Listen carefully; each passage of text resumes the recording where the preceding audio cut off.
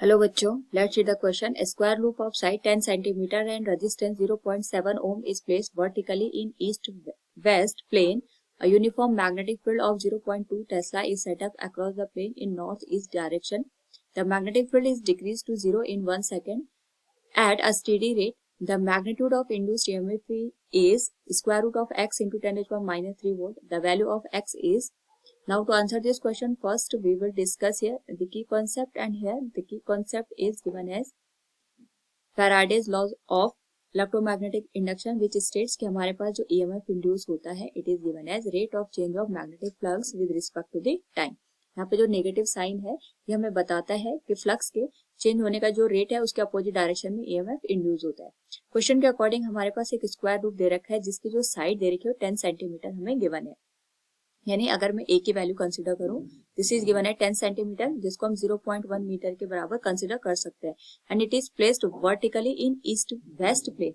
हमने इस तरीके से उसको ईस्ट वेस्ट प्लेन में प्लेस कर रखा है. Uniform magnetic field of 0.20 tesla is set up across the plane in north east direction.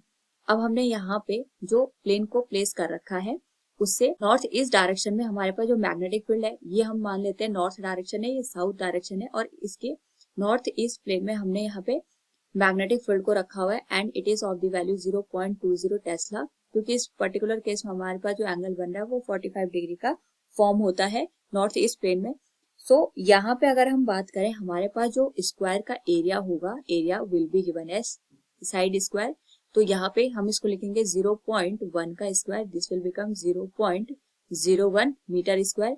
And इसकी जो डायरेक्शन होगी that will be in the Y axis. तो हम इसको यहाँ पे जे कैप से इंडिकेट करेंगे क्योंकि हमने इसको यहाँ पे वर्टिकली प्लेस कर रखा है.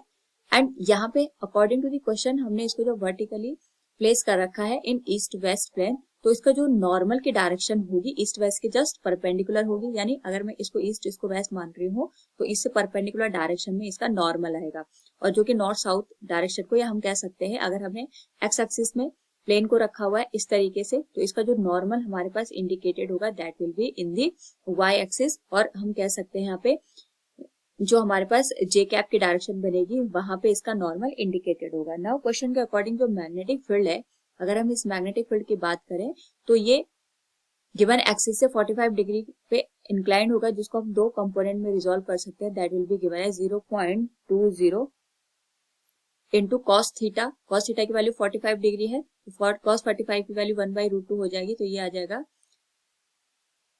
Divided by √2 I cap. इसी तरीके से हम यहाँ पे इसका जे कंपोनेंट लेंगे 0.20 डिवाइडेड बाय कॉस 45. तो हमने यहाँ पे एक्स एक्सिस के रिस्पेक्ट में लिख लिया.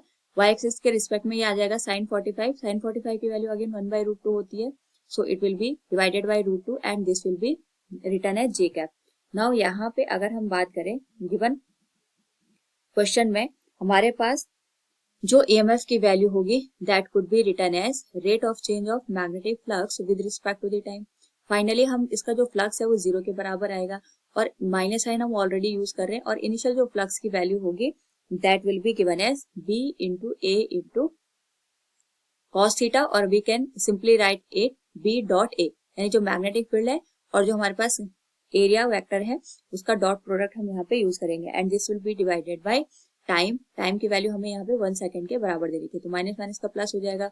अब हम यहाँ पे जो गिवन मैग्नेटिक फील्ड है और एरिया है हमारे पास वेक्टर है उनको मल्टीप्लाई करेंगे, इनका हम डॉट प्रोडक्ट लेंगे. तो आई कैप का डॉट प्रोडक्ट जे कैप के साथ 0 हो जाएगा और जे कैप के साथ यहाँ पे 1 वैल्यू देगा. So we can write this will be given as, इसको हम डायरेक्टली यहाँ पे लिख सकते हैं 2 इंटू 10⁻³ डिवाइडेड बाई √2 के बराबर.